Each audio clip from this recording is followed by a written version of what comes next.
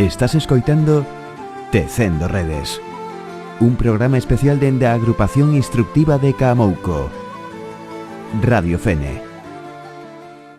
Quen coñece o noso seguinte convidado sabe que no seu escritorio ten sempre documentos antigos que conseguiu grazas a algún veciño, fotografías en branco e negro que atopou nalgún fallado e, por suposto, o seu ordenador no que nunca para de escribir. Ernesto López Naveira, bons días. Hola, bons días. Bueno, toda esa información que ti xa va xuntando tradúcese na revista de estudos locais A Tenencia, o seu próximo número, o 7 xa que temos aquí, que además é un traballo increíble, pois vai ver a luz nos vindeiros meses, non? E por primeira vez nesta revista reconstrúese a historia da agrupación instructiva de Camouco, non?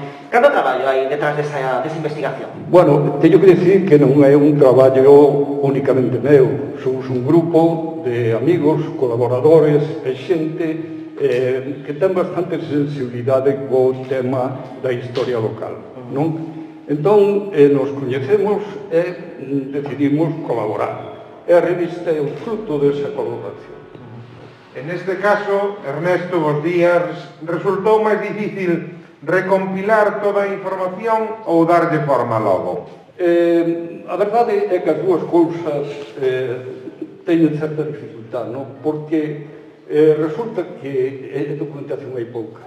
Depois a xente é moi reacia a aqueles documentos que ten na casa, que forman parte da documentación privada, de poñerlos a disposición da xente que nos dedicamos a este traballo da historia local, non? Esta xente, o bon sería que abriran os arquivos particulares e que nós pudermos investigar e sacar moita información desa documentación que está nun baú ou está nun caixón e que non vai ter salida, salvo que caiga nas nosas más por unha circunstancia.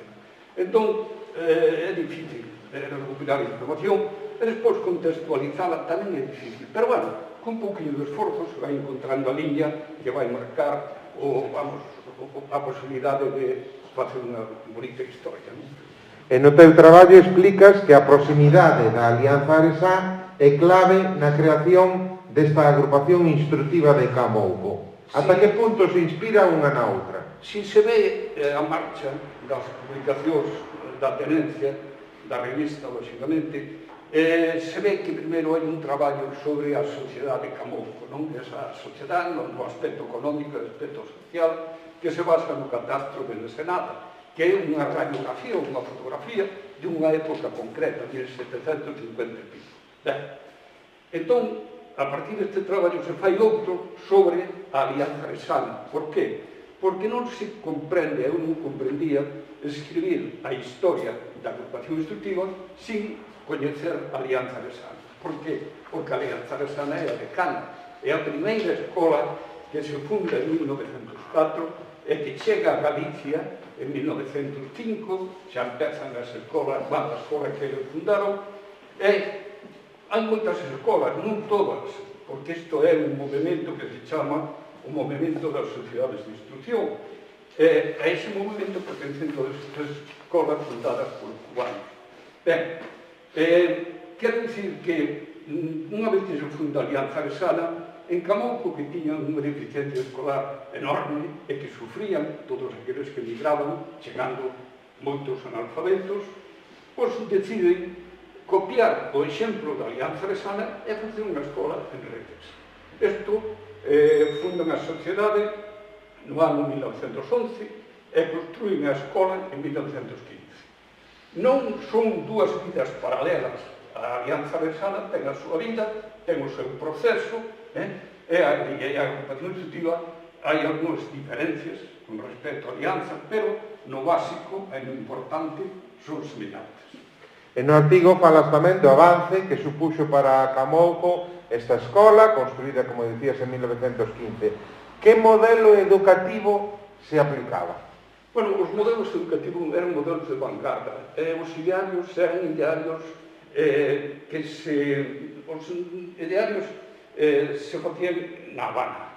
A Habana era un mundo que distaba moito do mundo que había aquí, lógicamente, non?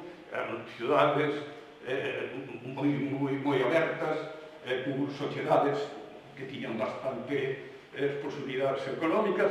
Entón, os cubanos facían estos idearios, eles mandaban para aquí e aquí os admitían e os poñían en práctica. A diferencia era enorme. Por exemplo, un dos capítulos moi importantes é o tema da religión, non? O tema da religión, aquí nesta escola, nunca se admiteu, esta sí que é unha escola laica pura, o da religión na escola da agrupación. E razóns, bueno, pois había as asambleas xerales na Habana e había unha votación para dar cartilla, ou sea, religión na escola, e sempre salía que non. Entón, eran uns idearios que depois, cando deu a guerra, rematou a guerra, os vencedores dixeron que estas escolas eran escolas laicas, eran escolas anticristianas, entón, a maior parte delas, ou as incautaron ou as expropiaron, non? En fin, unha consecuencia, precisamente, destes idearios.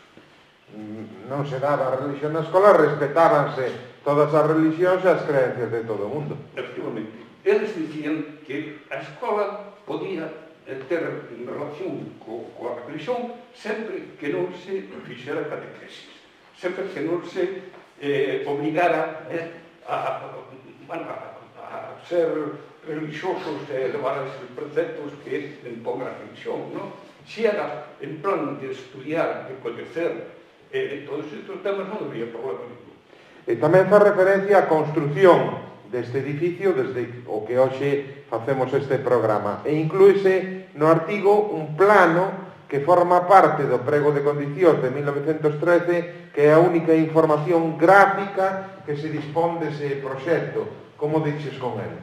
Bueno, hai un documento que é o pliego de condicións que se establecen entre o presidente e a directiva da delegación, porque hai que dicir que a sociedade tiña unha directiva en Habana, pero tiña tamén outra directiva na delegación, que dependía da Habana.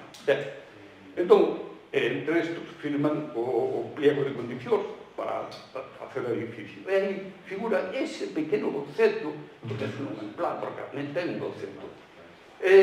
Non temos aí, temos unha laguna bastante importante, porque non sabemos quen foi o que diseñou este edificio.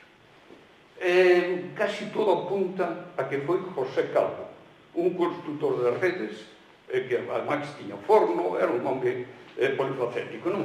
Bueno, pois este home coido que foi o que diseñou o edificio, non?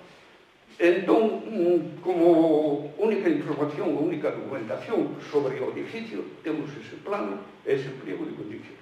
Non temos ningún cousa máis. Un plano, dende logo, ben curioso pola súa simplicidade, non? Que parece increíble que a partir dese plano se pudese construir, non? Este edificio, sí, non? Pero mira, hai cousas que che dan unha pista. Por exemplo, este edificio se concibe, según o pliego de condicións, con 5 ventanas por cara, pero se fan 4 normais. Entón, que quere dicir isto? Isto quere dicir que a medida que iban avanzando na obra, iban corrixindo defectos. Pero claro, corrixir defectos sin que figure ningún arquitecto, ningún técnico de certo nivel, quere dicir que o constructor e máis a xente que formaba parte da directiva eran os responsables da construcción do edificio. Pero ten detalles moi grandes detalles nos que se observa que as condicións ambientais se coidan moito, se coida a funcionalidade do edificio, se coida que a higiene seña máxima. O sea, de verdade, é un traballo feito con ciencia. E despois, en canto ao aspecto de vistosidade do edificio, é un edificio moi elegante, é un edificio con unhas líneas moi características, moi interesante. Decías, traballo feito a conciencia os que fixeron este edificio, este proxecto, pero tamén traballo feito a conciencia o autor dese artigo, dese completo artigo que, neste caso, esti de, non sei se centos de páxinas, porque, dende logo, é unha escolma de información moi completa, pero non o único contido, non? Que ten este novo número da revista A Tenencia que pronto sairá a luz, porque, como ti me dicías ao comezo, hai outros colaboradores, hai outros contidos tamén de moito interese dentro desa mesma publicación, non? Sí, hai, en total, a revista forman 8 artigos, non? Temos artigos de, por exemplo, de Xavier Bisset, que é un artigo de unha reunión que teñen en San Martiño do Porto os mariñeiros da ría, non, para chegar a un acordo, porque entre eles había certas liortas, certos problemas. Bueno, en fin, este é un artigo moi interesante. Temos 3 artigos de Pepe Freire, un vecino noso, que son 3 xollas da historia local. Unha fai referencia aos naturales de Camouco, que alcanzaron as institucións, as altas institucións do Estado, por exemplo, Sangro, o último almirante que tuvemos aquí, Jaime Díaz, en fin, un artigo moi bonito. Outro artigo desse mismo home é sobre o seu pai. O seu pai é un exemplo. É un exemplo de home no sentido de que é un carpinteiro, que ele aprende, como se aprendía antes, desde aprendiz, vai aprendendo o tema da carpintería, e, chegado a unha edade de pico anos, decide facer unha carreira. E fai a carreira de magisterio en Santiago. Ten que marchar para Santiago. En fin, é un home moi curioso, moi interesante. Pero despois, ponse e exerce a carpintería. Pero, ademais da carpintería, tamén exerce a profesión de mestre en Limobre, por exemplo. Bueno, en fin, ese é un artigo tamén moi interesante. E logo ten outro máis. E depois tamén aparece outro sobre Domingo Troche. Domingo Troche foi o fundador da Alianza de Sana. Foi o home que foi o primer presidente e foi o home que coordinou a todos os alesanos que se encontraban na Habana e en outros países para a fundación da Alianza de Sana. Entón, este home é moi desconocido en Ares, totalmente desconocido, pero a través dos traballos de Javier Vila Sánchez estamos entrando no coñecemento desa figura importante da historia de Ares. Pois, moito traballo que hai detrás dese novo número da revista A Tenencia, que se todo vai ben, pois verá a luz este mesmo ano, esperemos que ao longo deste vindeiro verán. Ernesto, como sempre, moitas grazas, primeiro polo teu traballo, porque sentí aquí en Camouco non seríamos ninguén, e sobre todo por estar tamén hoxe aquí connosco neste programa especial. Moitas grazas, Ernesto. Gracias a vos. Estás escoitando Tecendo Redes, un programa especial dende a Agrupación Instructiva de Camouco, Radio Fene.